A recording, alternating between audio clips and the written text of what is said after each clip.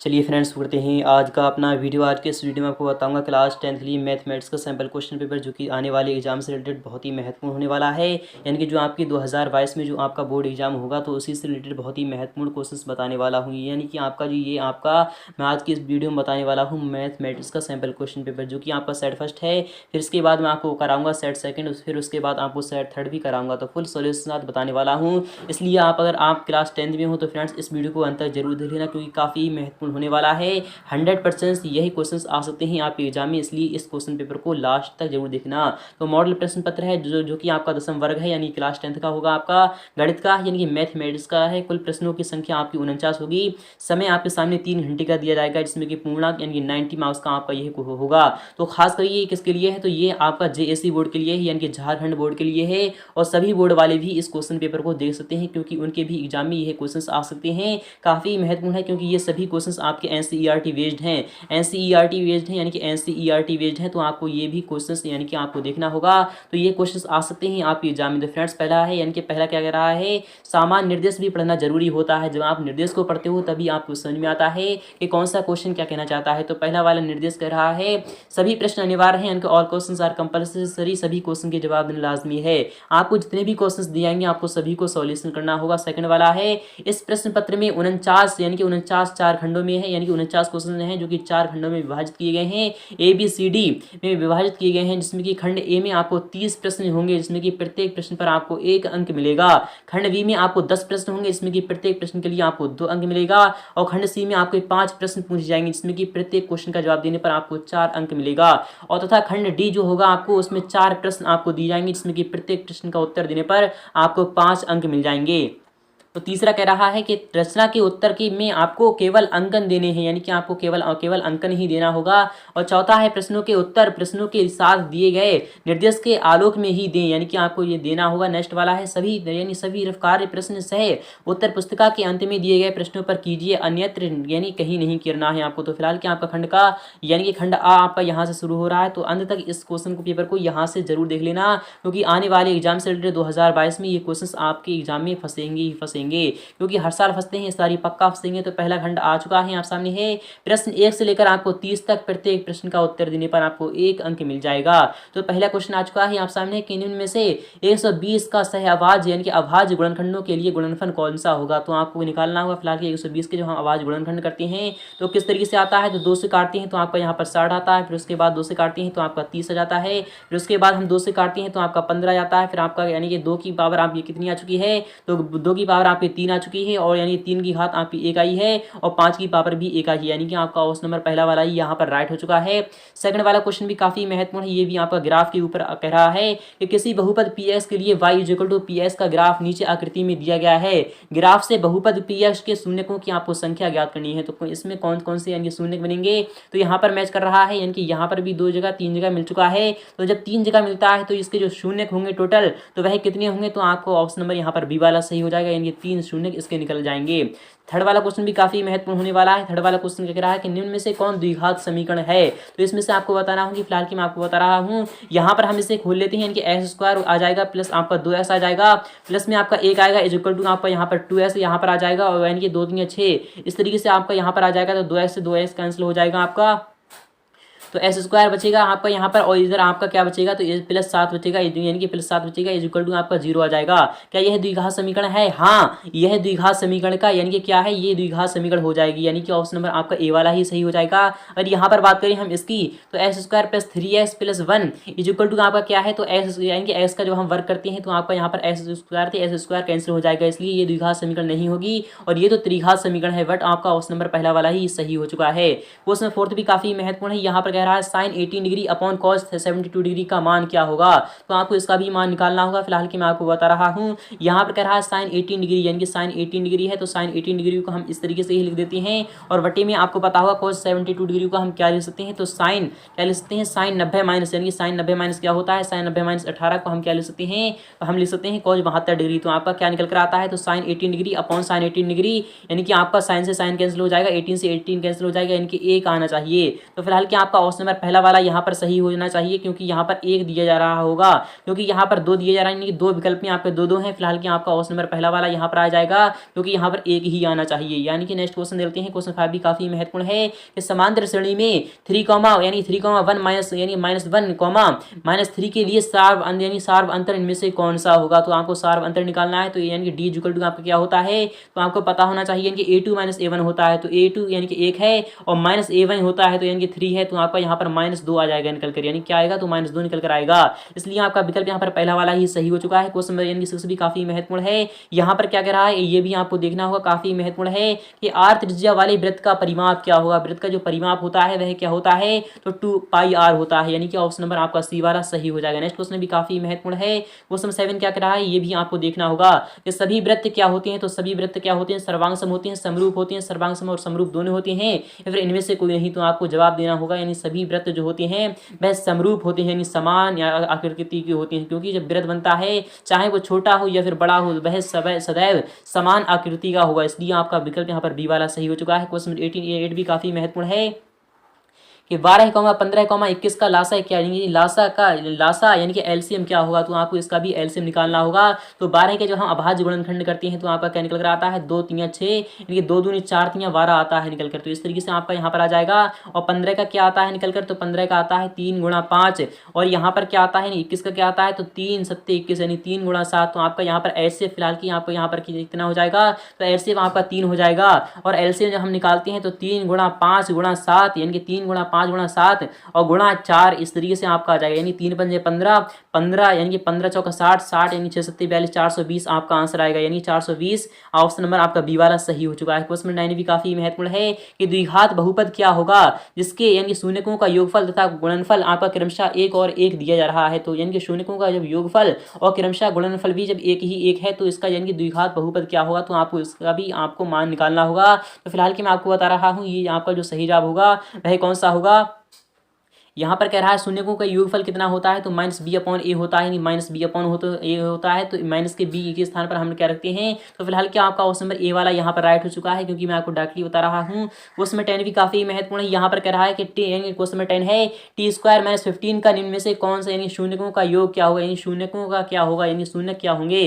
तो आपको इसका शून्य निकालना होंगे। फिलहाल के t² = आपका यहाँ पर -15 है, तो हम शून्य निकालते हैं, यानी कि शून्य निकालते हैं तो इसके बराबर में हम 0 रख देते हैं। तो t² = आपका 15 हो चुका है। तो t = आपका क्या हो जाएगा, तो प्लस माइनस √15 हो जाएगा, यानी प्लस माइनस √15 हो जाएगा, यानी -15 √15 और n के प्लस का आपका √15, यानी कि ऑप्शन नंबर बी वाला आपका यहाँ पर राइट हो चुका है। क्वेश्चन 11 भी काफी महत्वपूर्ण है। यहाँ पर कह रहा है निम्न में से कौन द्विघाती सूत्र कौन सा है।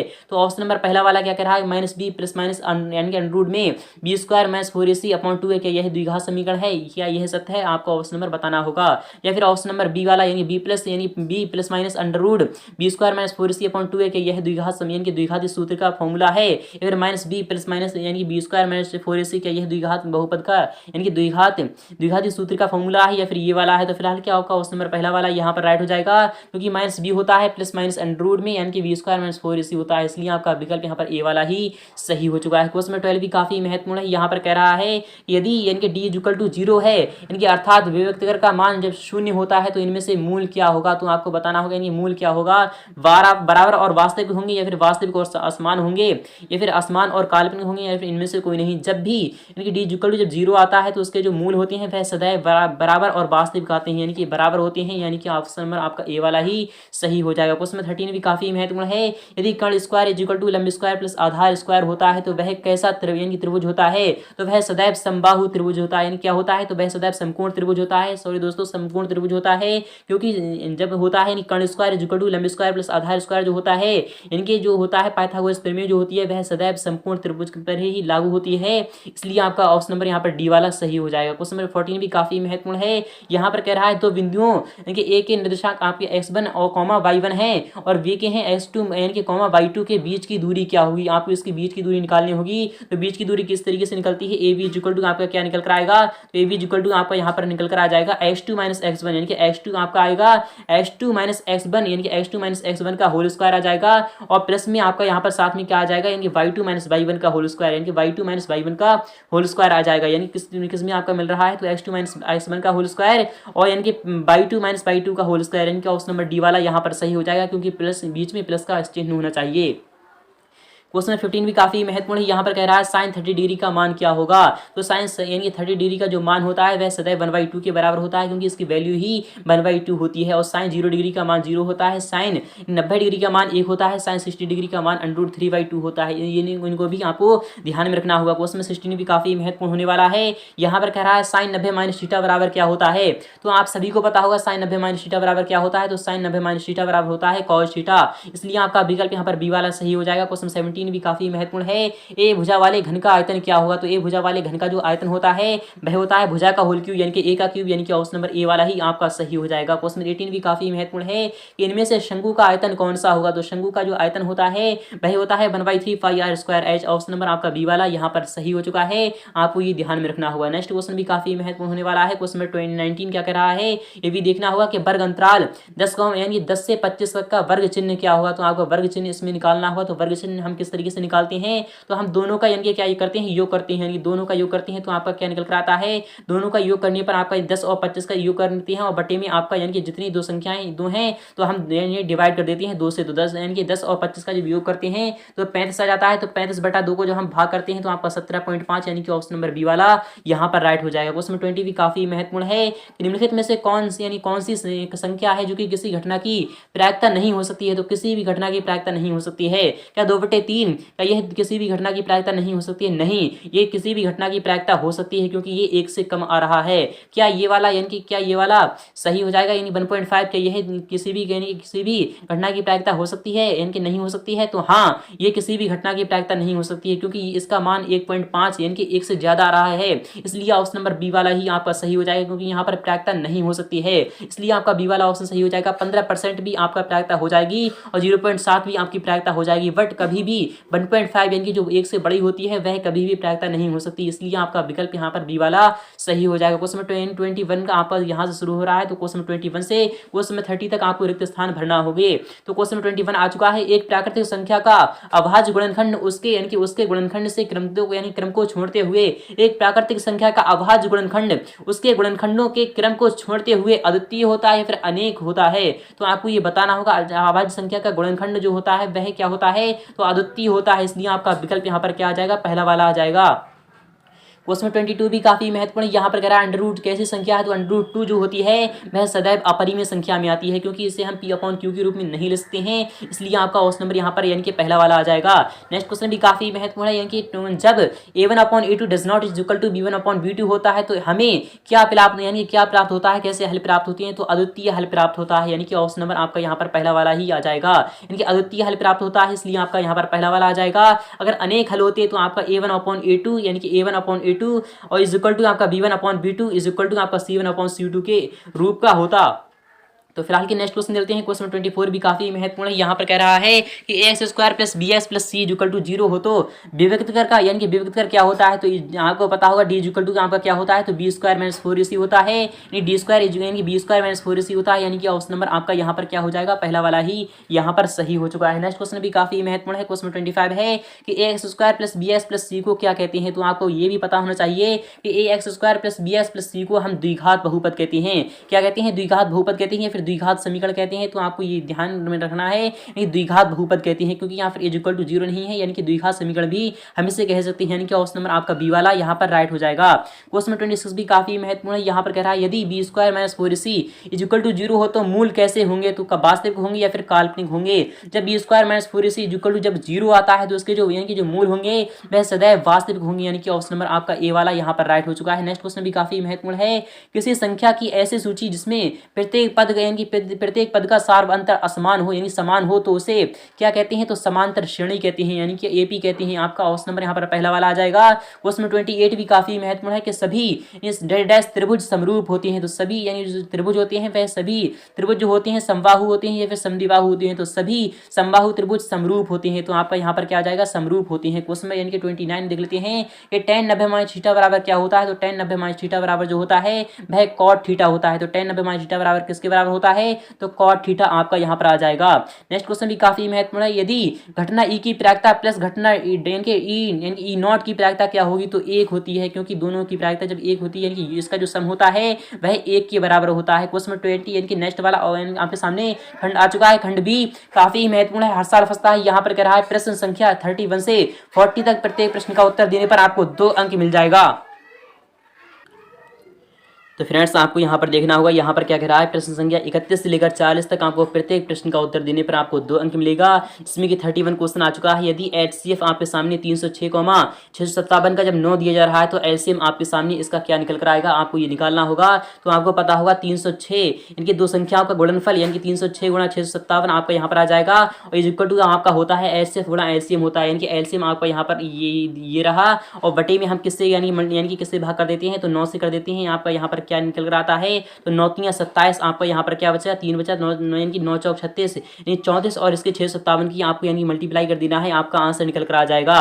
क्वेश्चन 32 भी काफी महत्वपूर्ण है, x² - 2x - 8 द्विघात बहुपदों का शून्य क्या होगा आपको निकालना होंगे। जब भी हम इस तरीके से जब हम शून्य निकालते हैं तो आपको पता होगा इज इक्वल टू हम 0 रख देते हैं तो s² आपका यहाँ पर आ जाएगा, और माइनस क्या आ जाएगा आपका यहाँ पर, आपको यहाँ पर देखना होगा, अच्छे तरीके से देखना होगा कि 4x ये 4x - 2x हो जाएगा, और आपका यहाँ पर -8 है, इज इक्वल टू आपका 0 चल रहा है तो आपका s यहाँ पर कॉमन आ जाएगा, यानी कि s - 4 और माइनस आपका 2 आएगा, x - 4 इज इक्वल टू आपका यहाँ पर 0 आ जाएगा।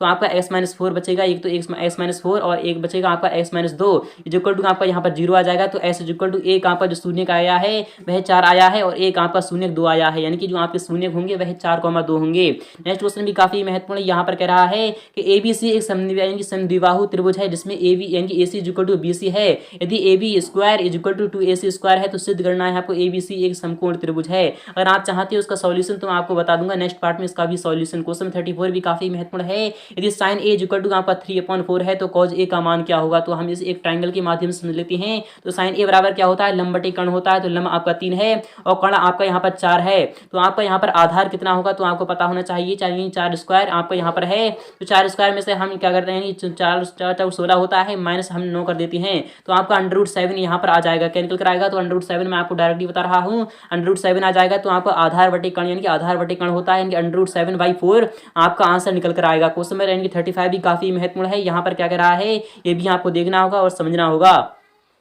यदि बिंदु Q से एक वृत्त पर स्पर्श रेखा की लंबाई यानी कि 24 सेंटीमीटर है तो Q की यानी केंद्र से दूरी 25 सेंटीमीटर है तो वृत्त की त्रिज्या क्या होगी। तो एक वृत्त मान लो ये है, यहाँ पर कह रहा है यानी कि Q से एक वृत्त पर स्पर्श रेखा की लंबाई कितनी है तो 24 सेंटीमीटर है, ये आपके सामने दी जा रही है, तो 24 सेंटीमीटर ये आपके सामने रही, और ये आपकी यहाँ पर कितनी दूरी दी जा रही तो 25 सेंटीमीटर है, यानी कि 25 सेंटीमीटर आपके सामने दी जा रही है। तो फिलहाल क्या आपको कुछ भी नहीं करना है, आपको डायरेक्टली इसमें पाइथागोरस ट्रिपलेट लगा देना है। ये 25 का जो होल स्क्वायर होता है वह कितना होता है 625 होता है, तो 625 होता है तो मैं आपको बता रहा हूँ 625 होता है, और 576 आपको घटा देना है। 24 में कितने होते हैं तो 576 होते हैं, तो 576 होते हैं तो आपको यहाँ पर घटा देना है, तो आपका क्या निकल कर आएगा तो 7 यानी कि आपका 7 यहाँ पर आंसर निकल कर आ जाएगा।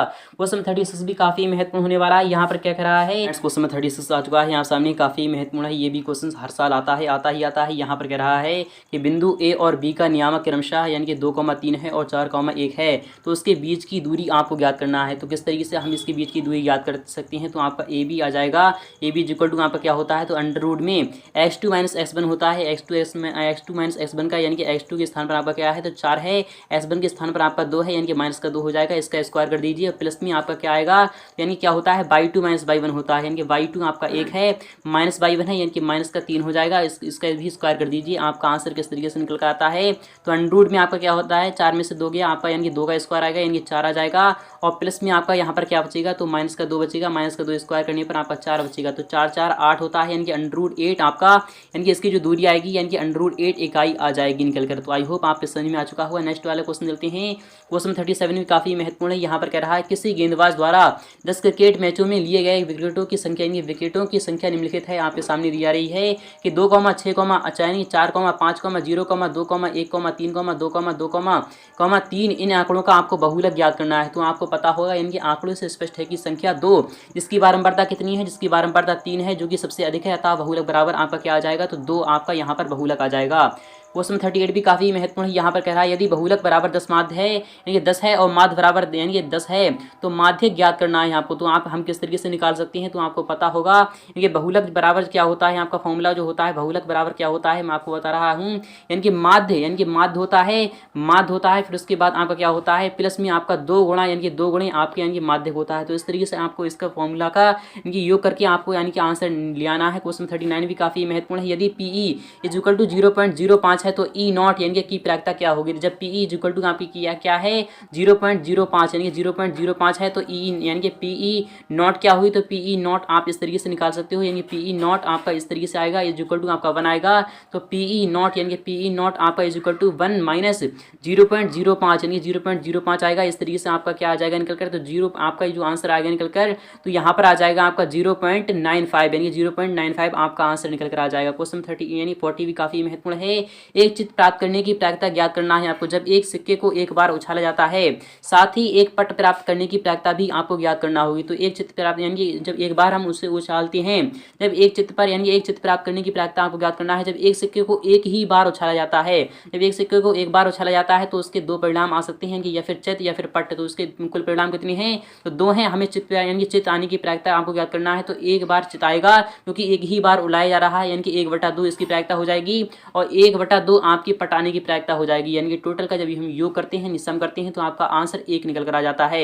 आई होप इसको भी आपको समझ में आ चुका होगा। तो खंड सी भी काफी महत्वपूर्ण है। खंड सी आपका यहाँ से शुरू हो रहा है, काफी महत्वपूर्ण है। खंड सी क्या कह रहा है ये आपको देखना होगा कि प्रश्न संख्या यानी क्वेश्चन नंबर 41 से क्वेश्चन नंबर 45 तक आपको प्रत्येक प्रश्न का उत्तर 4 अंक देगा। क्वेश्चन 41 क्या कह रहा है कि विभाजन एल्गोरिथम का प्रयोग करके पीएस और जीएस से भाग देने पर आपको भागफल और शेषफल ज्ञात करना होगा। तो पीएस आपके सामने है और जीएस भी आपके सामने है। इस तरीके से आप इसे डिवाइड कर दीजिए तो आपका आंसर क्या निकल कर आएगा तो s² है आपका यहाँ पर -2 है। इससे आपको भाग करना है s² माइनस 3s² यानी कि 3s² प्लस 5x और यहाँ पर कितना है -3 है इज इक्वल टू आपका यहाँ पर क्या है आपको इस तरीके से यानी क्या करना है डिवाइड करना है। तो s² से s² किस में चला जाएगा तो 1 आ जाएगा यहाँ पर आपका। तो 1 हम रखते हैं तो s² से s² कैंसिल हो चुका है। यहाँ पर आपका कितना है तो -2 है यानी कि यहाँ पर -2 है तो -2 आपका यहाँ पर आ जाएगा। तो -2 यहाँ पर आ जाएगा। इस तरीके से हम इसे कर सकते हैं। तो माइनस से ये कैंसिल हो जाएगा और यहाँ पर आपका बचेगा 3s² यानी कि 3s² बचेगा। यहाँ पर आपका यानी कि 5x बचेगा और यहाँ पर आपका क्या बचेगा यानी कि -5 बचेगा। तो इस तरीके से मैं आपको फिलहाल के नेक्स्ट पार्ट में इसका सॉल्यूशन दिखा दूंगा। अथवा वाला क्वेश्चन भी काफी महत्वपूर्ण है कि सिद्ध करना है आपको 5 - √3 एक अपर यानी परिमेय संख्या है। इसको भी आपको सिद्ध करना होगा यानी प्रूफ करना होगा। तो फिलहाल की ये आपकी एक यानी कि अपरिमेय संख्या होती है क्योंकि 5 - √3 एक यानी कि अपरिमेय संख्या होती है, इसलिए ये क्वेश्चन भी आपका अपरिमेय कहलाएगा यानी कि अपरिमेय होगा। इसको भी सिद्ध करके मैं आपको नेक्स्ट पार्ट में दिखा दूंगा। अगर आप चाहते हो उसका सॉल्यूशन तो आप हमें कमेंट जरूर बताना यानी कि कमेंट में जरूर बताना। इसका सॉल्यूशन निकाल के दिखाऊंगा मैं आपको बहुत जल्द। क्वेश्चन 42 भी काफी महत्वपूर्ण है। यहाँ पर कह रहा है कि वज्र गुणन विधि से हल करना है आपको। s - 3y is equal to आपका 7 है और 3x - 3y is equal to आपका 15 है। तो इसको भी आपको वज्र गुणन विधि का प्रयोग करना है। इसका फॉर्मूला मैं आपको बता रहा हूँ यानी कि आपका क्या होता है इसका फॉर्मूला क्या होता है s is equal to Y is equal to आपका क्या होता है s is equal to Y is equal to आपका 1 होता है। अपॉन में क्या होता है यानी कि अपॉन में क्या होता है। इस तरीके से आपको यहाँ पर पूरा का पूरा सॉल्यूशन दिखा दूंगा नेक्स्ट वाले पार्ट में। क्वेश्चन नंबर 43 भी काफी महत्वपूर्ण है। यहाँ पर कह रहा है AP आपके सामने है यानी कि 3, 8, 13, 18 का कौन सा पद 78 होगा। तो आपका A यानी कि पहला पद यहाँ पर कितना है तो 3 है और यहाँ पर आपका D इक्वल टू आपका कितना है यानी कि 8 में से 3 जलाया जाएगा आपका 5 बचेगा। तो आपको 78वां पद निकालना है यानी कौन सा पद 78 यानी कौन सा पद होगा आपका 78 माना nवां पद आपका 78 होगा। तो nवां पद यानी कि an बराबर आपका क्या होता है a प्लस होता है a plus n - 1 into D होता है। ये होता है आपका nवां पद। तो nवां पद आपका क्या है 78 है इज इक्वल टू आपका a वां पद कितना है तो 3 है प्लस n - 1 यानी कि n आपका कितना है यानी कि कितना है तो 78 में से 1 गया यानी कि 77 डी हो जाएगा यानी कि 77 आपका और डी में आपका क्या है तो डी में आपका यहाँ पर 5 दिया जा रहा है। तो इस तरीके से आप यहाँ पर इसका भी आन के सॉल्यूशन निकाल लीजिए। ये भी काफी महत्वपूर्ण है। क्वेश्चन 44 भी काफी महत्वपूर्ण है। यहाँ पर कह रहा है प्रूफ करना है आपको अंडर रूट में 1 + sin a upon 1 - sin a is equal to आपका sec a + tan a होता है। इसका भी प्रूफ करके मैं आपको नेक्स्ट पार्ट में दिखा दूंगा। तो फ्रेंड्स आपको कमेंट सेक्शन में बताना होगा इसका सॉल्यूशन चाहिए तो हमें कमेंट सेक्शन में जरूर बता देना। इसका भी सॉल्यूशन दिखा दूंगा। क्वेश्चन 45 क्या कह रहा है आधार 8 सेंटीमीटर तथा ऊंचाई 4 सेंटीमीटर के समद्विबाहु त्रिभुज की रचना करना है और फिर अन्य त्रिभुज की रचना करना है जिसकी भुजाएं इस यानी समद्विबाहु त्रिभुज की संगत भुजाओं की इनके 3/2 गुनी है। तो आपको इसको भी प्रूफ करना होगा यानी कि इसको भी आपको रचना करना है। काफी महत्वपूर्ण है। ये भी क्वेश्चन आपका 5 अंक का आता है। अथवा वाला क्वेश्चन क्या कह रहा है ये भी आपको देखना होगा कि एक घड़ी की मिनट की सुई है जो जिसकी लंबाई 14 सेंटीमीटर है। सुई द्वारा 5 मिनट में रचित क्षेत्रफल का आपको यानी कि ज्ञात करना होगा। ये भी क्वेश्चन काफ़ी महत्वपूर्ण है, हर साल आता है ये क्वेश्चन, आपका हर साल आता ही आता है। खंड डी भी काफ़ी महत्वपूर्ण है, यहाँ पर क्या कह रहा है ये भी देखना होगा। क्वेश्चन में यानी 46 से क्वेश्चन में 49 तक आपको प्रत्येक प्रश्न का उत्तर यानी कि आपको कितने अंक देगा, तो आपको प्रत्येक प्रश्न का उत्तर आपको यानी 7 अंक यानी कितने अंक देगा आपको, तो 5 अंक देगा। क्वेश्चन 46 क्या कह रहा है, द्विघात समीकरण 2x² - 3x + 5 = 0 का विभक्त कर मूलों की प्रकृति तथा द्विघातीय सूत्र का आपको उपयोग करके मूल ज्ञात करना है। ये भी काफ़ी महत्वपूर्ण है। इसका जो फॉर्मूला होता है, इनके मूल का जो विभक्तर हम निकालते हैं तो d = आपका क्या होता है, v² - 4ac होता है। तो v² - 4ac होता है, इस तरीके से हम कर सकते हैं। v² आपका क्या आएगा निकल कर, तो माइनस का 3² यानी करने पर आपका 9 आ जाएगा, -4ac यानी माइनस का 4ac यानी 4 एकम 4 यानी कि आपका यहाँ पर 4 दूनी 8 8 पंजे 40, यहाँ पर आपका 40 आ जाएगा, तो -31 आपका यहाँ पर आ जाएगा। तो मूलों को जो प्रकृति होगी वह काल्पनिक होगी, तो इसका भी प्रयोग करके आपको क्या निकालना है, आपको मैं बता रहा हूँ इसका फॉर्मूला करके, यानी -b + अंडर में आपका b² - 4ac b² - 4ac upon आपका 2a। इस तरीके से आप मूलों की यानी कि पूरी प्रकृति और पूरे के पूरे मूल आप इसके निकाल सकते हो। क्वेश्चन नंबर नेक्स्ट वाला काफी महत्वपूर्ण है कि आंधी आने से एक पेड़ टूट जाता है और टूटा हुआ भाग इस तरह मुड़ जाता है कि पेड़ का शिखर जमीन को छूने लगता है, इसके साथ 30 डिग्री का कोण बनाता है। पेड़ के पाद बिंदु की दूरी जहां पेड़ का शिखर जमीन को छूता है तो 8 मीटर है, तो पेड़ की ऊंचाई आपको ज्ञात करना होगी। ये आपका हाइट एंड डिस्टेंस दिया गया है, इसका भी सॉल्यूशन नेक्स्ट पार्ट में आपको मिल जाएगा। भूमि के एक बिंदु से 20 मीटर यानी कि ऊंचे भवन के शिखर पर लगी एक मीनार के तल और शिखर के उन्नयन कोण क्रमशः 45 डिग्री और 60 डिग्री है, तो मीनार की ऊंचाई आपको ज्ञात करना होगी। ये भी क्वेश्चन आपका हाइट एंड डिस्टेंस लिया गया है, ये भी काफी महत्वपूर्ण है। ये भी क्वेश्चन आपका 5 अंक का होगा। क्वेश्चन 48 क्या कह रहा है, सिद्ध करें कि एक समकोण त्रिभुज के कर्ण का वर्ग शेष दो भुजाओं के वर्गों के योग के बराबर होता है, यानी कि आपको पाइथागोरस प्रमेय को आपको पूरी की पूरी प्रूफ करना होगी। इसका भी सॉल्यूशन आपको नेक्स्ट पार्ट में मिल जाएगा बहुत जल्द। क्वेश्चन 49 क्या कह रहा है कि पानी पीने वाला एक गिलास है जो कि 14 सेंटीमीटर है ऊंचाई वाले यानी कि एक शंकु के छिन्नक के आकार का है। दोनों वृत्ताकार सिरों का व्यास आपके सामने 14 से यानी 4 सेंटीमीटर और 2 सेंटीमीटर है। इस छिन्नक की आपको धारिता निकालना है, इनकी वॉल्यूम निकालना है। अथवा वाला क्वेश्चन भी आपके सामने है। निम्न आंकड़ों के आपको माध्य ज्ञात करना है, तो आपके सामने आ चुके हैं यानी कि आंकड़े हैं और बारंबारता आपके सामने है, इसके भी आपको माध्य यानी कि क्या निकालना है, तो माध्य निकालना है। आई होप आपके समझ में आ चुका होगा। अगर आपके समझ में आ चुका है तो वीडियो को लाइक करना और आप दोस्तों के पास शेयर कर दीजिए ताकि वो भी इसका लाभ उठा सकें। तो फ्रेंड्स नेक्स्ट पार्ट में मिलते हैं बहुत जल्द इसके फुल सॉल्यूशन साथ। अगर आपको सॉल्यूशन चाहिए तो हमें कमेंट सेक्शन में जरूर बता देना और इस चैनल को